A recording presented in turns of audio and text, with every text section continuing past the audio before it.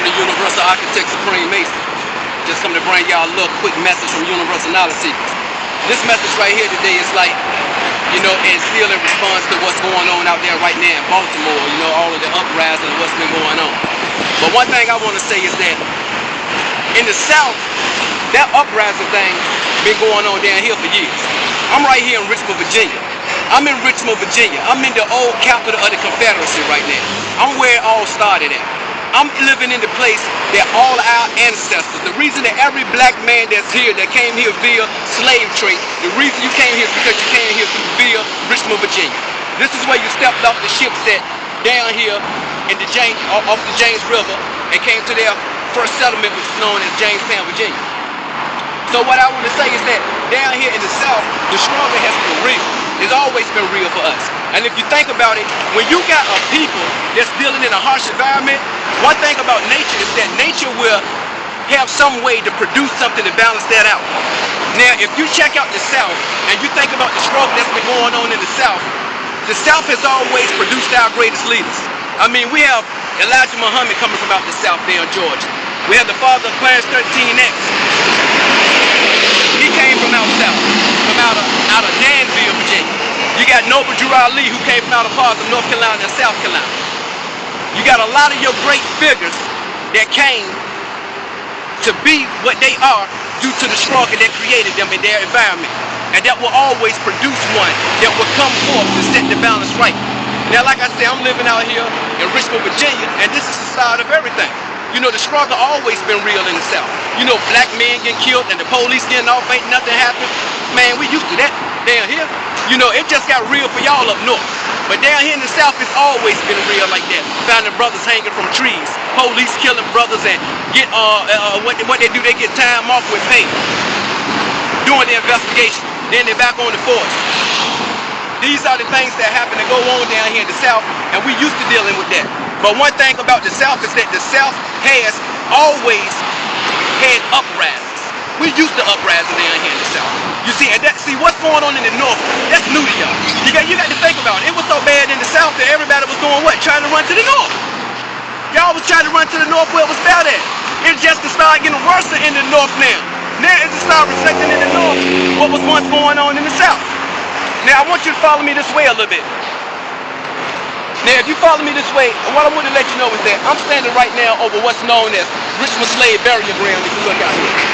All this green land out here, if you remember my slave trail video, all this green land out here is the slave burial ground for the slaves and the freed Negroes out here.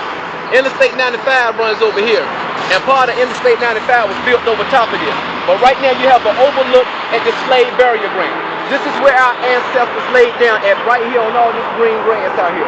Now this is the funny thing about it. Now, right here, by the slave Negro burial ground, we have a sign like this. This sign right here was put out here as a reminder, basically. And the reminder was to black people out here in the South that love the uprise, but without thinking.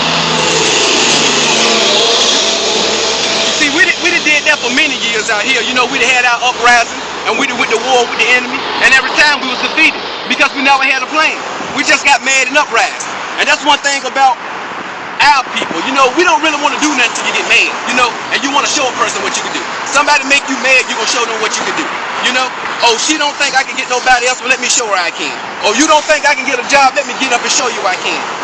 But it's bring you to the point of being mad when you think with your emotions and you're not thinking and planning your things out strategically to make sure everything go in motion the way that it should go according to plan, because you have no plan. Now this sign right here, if you notice this sign right here says execution of Gabriel. Execution of Gabriel. And they put this sign right out here by the Negro burial grounds as a reminder to the black people out here. This sign say, near here is the early site of the Richmond Gallows and burial ground for Negroes.